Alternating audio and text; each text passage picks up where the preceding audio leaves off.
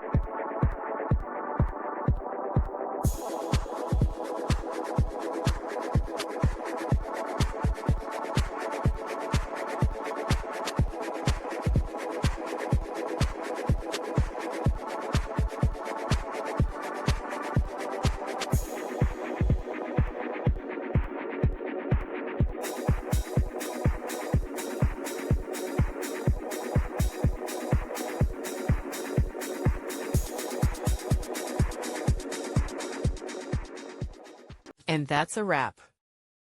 I hope you found the answer you were looking for. If you did, take a second to hit that subscribe button. It really helps out. And let me know in the comments which solution worked best for you.